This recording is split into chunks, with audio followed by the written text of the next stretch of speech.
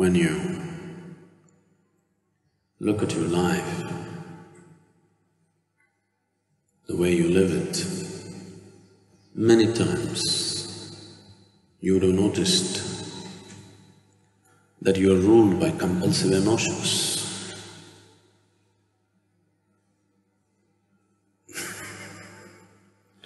Today you really want to be peaceful. Today it happens to be your wife's birthday, your husband's something. You really want to make sure nothing goes wrong. That's the day just the anger rules you. Just comes out for no reason. So, these things people try to control for their whole lifetimes and nothing changes.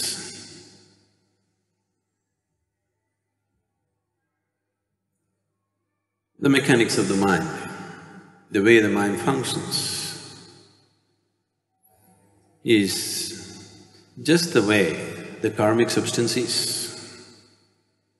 Because mind is just an accumulation. What kind of accumulation you have, that's how it functions. If one has to go beyond the limitations or beyond the compulsiveness that a certain type of accumulation creates within us, either one has to raise into a different level of awareness, consciousness, with which he can become free, or another way is he has to transform his energies. Raising to higher levels of consciousness generally is very deceptive. Everybody believes they're very high consciousness.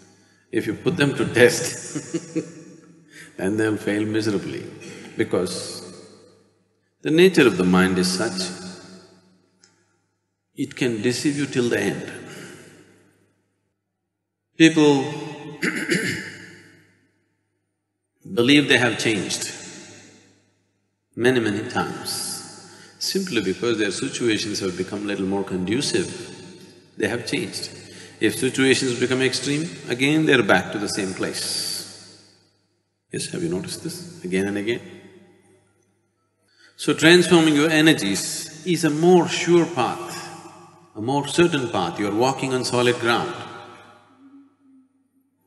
And all you need is a certain dedication and involvement in a certain practice.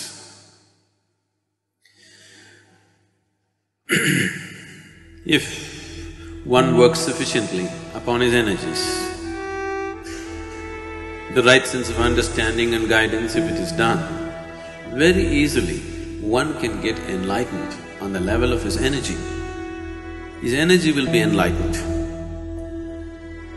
His consciousness might not have gone beyond, but his energies will be enlightened. This is something we have been doing with in close groups of people for a long time. Shiva also has spoken about it.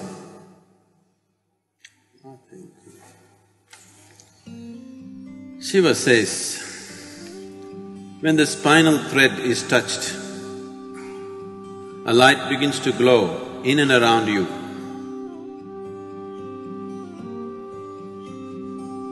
If you place the whole attention on the Sushumna Nadi, and if it is properly touched, then it becomes alive and it glows. Once it glows, slowly the energy will mature within a very short period of time, and energy will become enlightened. It glows. You have a glow of an enlightened being, but you don't have the consciousness of an enlightened being. If you stand, if you simply sit quietly, you are a powerful being. If you open your mouth, you're a fool, that's how you will be.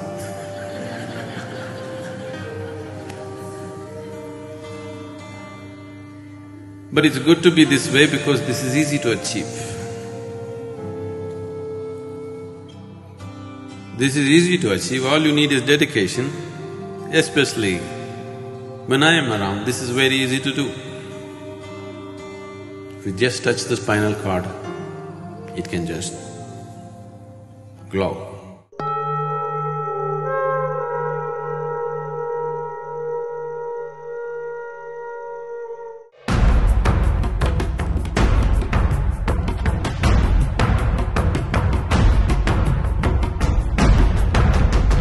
So, we have many like that.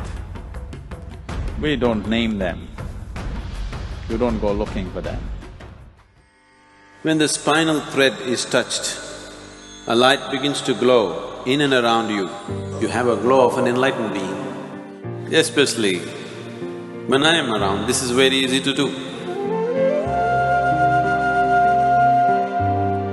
We will set up procedures and methods and energy investments to help people towards that realization. All you need is a certain dedication and involvement in a certain practice.